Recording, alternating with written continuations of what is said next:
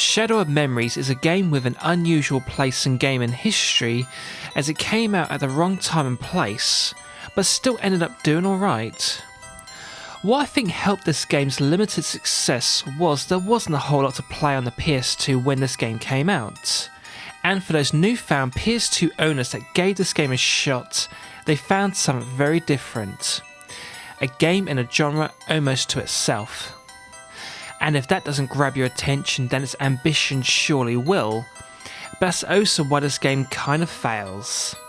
Shadow of Memories attempts so much, and on a new system no less. But with any kind of innovation, you have to take the good with the bad, and Shadow of Memories is a perfect marriage of this. Just so there's no confusion, let's clear something up. I don't dislike Shadow of Memories, but I do accept it has its problems.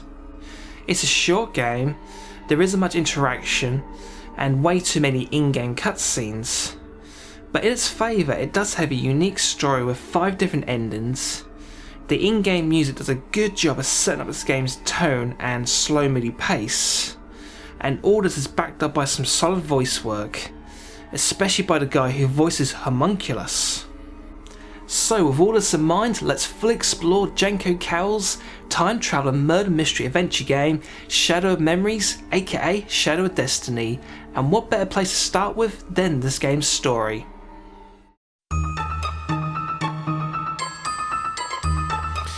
You play as Ike Kirsch, who's just been killed, so game over I guess. Well, not exactly. You see, Ike has been brought back to life, and given the power by Homunculus to travel back in time with the single purpose of preventing your own death. At the beginning of each of this game's 8 chapters, Ike dies, and you have to figure out a way to prevent this. But you soon discover that it ain't that easy to dodge your own fate. That is, unless you tear at the root of the very threat facing you. Otherwise, death will just keep on coming. On your quest to save yourself, you will meet people from over 4 different time periods, and your actions, good or bad, will affect their lives. This game's story is very slow paced, which might give this game a bad first impression, but if you love a game that takes its time to tell a compelling story, then you will fall in love with Shadow of Memories. This game does indeed have a good story, but no game can succeed or overcome its problems just by having a great premise. But I feel this game's biggest problem, aside from its slow pace, was the lack of interaction in the fictional town of Leverspoon. Maybe this isn't the game's fault, or maybe I was spoiled by Shenmue 1 and 2, but it just seems a shame to me to have this whole town to explore with very little to do or interact within it. At most, the level of interaction this game offers is talking to people and using a handful of items at the right time and place. The year before this game came out, Shenmue was released. Now, in that game, you could go in just about every building, talk to every character, and interact with just about everything. But unfortunately, with Shadow of Memories, you don't get a level of interaction or immersion that you got with the Shenmue series. But you have to give Konami credit, as this was most likely their first attempt at a sandbox adventure game. Another problem with this game is the lack of direction you're given. Most of the time, Homunculus and your notepad give you enough to work out what you're meant to do. But there were plenty of times where I didn't know what I was meant to do or where to go. It was times like these that I just happened to walk past an area that triggered a cutscene that led to the next sequence of events in this game's story. An attempt was made to fix this issue in the 2009 PSP port. Extra characters were added with the single purpose of providing more in-game hints. So if you own the PSP port, then disregard this piece of criticism. But again, about those cutscenes. I know Konami likes to put into their games a lot of lengthy cutscenes, with the Metal Gear Solid series being a good example of this. but the amount and length of cutscenes in Shadow of Memories is ridiculously crazy. I felt at times like I was watching things unfold, rather than actively driving the story forward myself. I've always had a hard time trying to enjoy a game that wrestles control away from you in order to tell a story at the expense of gameplay, but at least the in-game graphics and cutscenes that rob you of any kind of interaction blend seamlessly together, although the actual look of the game world is a bit of a mixed bag.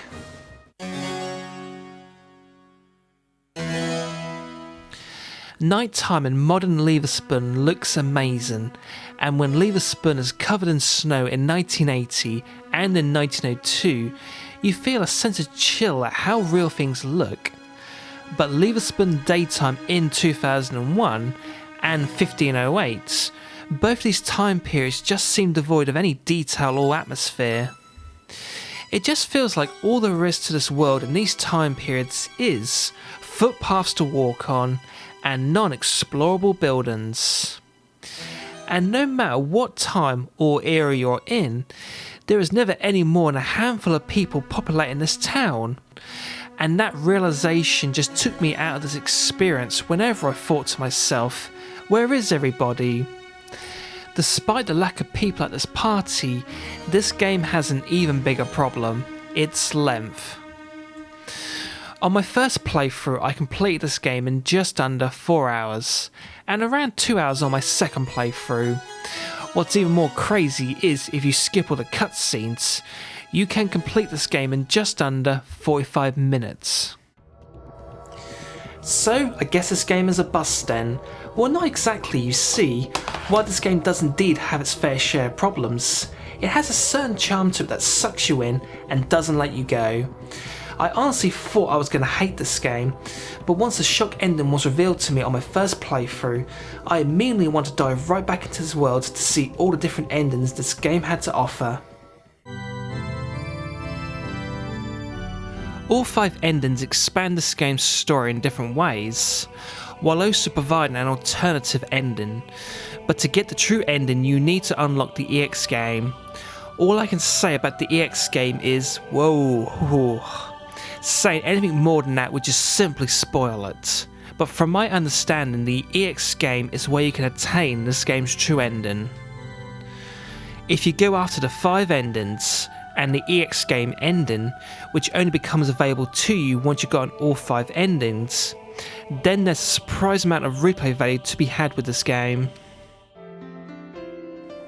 While I said earlier that visually this game's world is a mixed bag, the character models that populate it still hold up.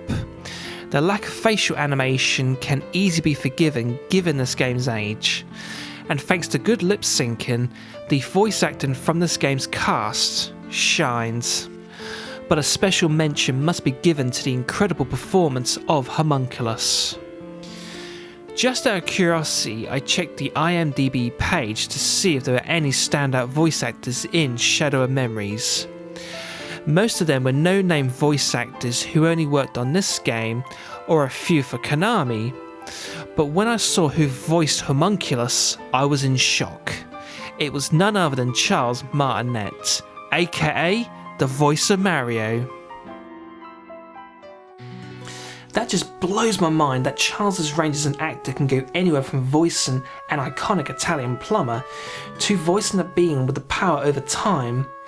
It was such a shame to discover that all the voice work, including Charles Martinet's awesome performance, was all redubbed in the 2009 PSP port. Does anyone remember the controversies surrounding the Silent Hill HD collection? It is believed that Konami had no written agreements for the reuse of voice acting in Silent Hill 2 and 3, and because of that, Konami decided in their infinite wisdom that it would just be easier to redub the voice work in these games than to try to work out some kind of an agreement with the original voice actors. In the end, because of fan outcry, there was some kind of an agreement made, and because of that, we now have the choice of the new and original dub for Silent Hill 2, but sadly we only have the new dub for Silent Hill 3.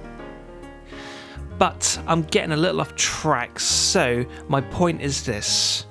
I imagine the exact same thing happened with the PSP port of Shadow of Destiny, but because this game has a very small niche following compared to the massive Silent Hill series, the smaller outcry over the new dub wasn't heard by anyone at Konami.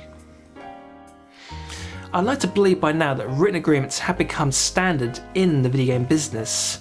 I would also like to believe these new written agreements fully state the use and potential reuse of any vocal performance, while also fairly compensating the voice actors for their time, but maybe it's just wishful thinking. And since I'm now talking about this game's history, I might as well keep going with some more juicy tidbits about this game's history.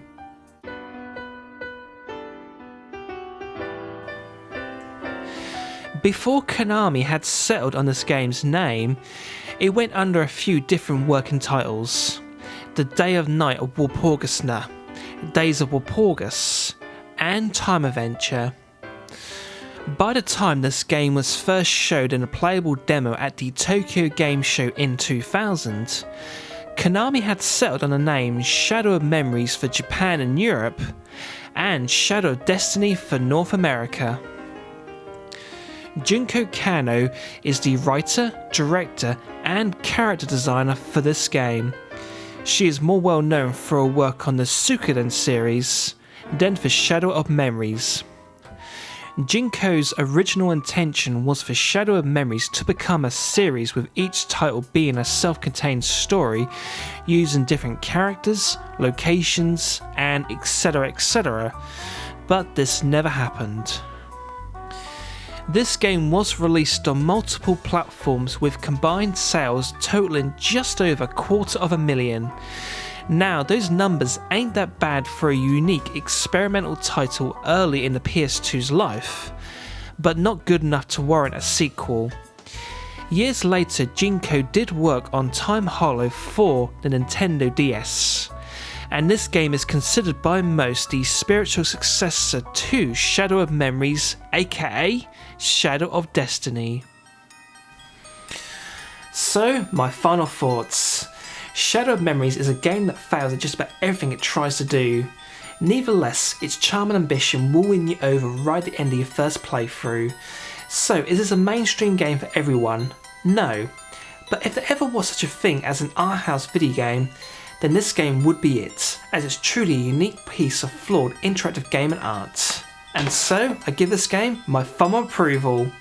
And how fitting, as Shadow of Memories is an experience that will eventually persuade you to its will. Thank you for watching.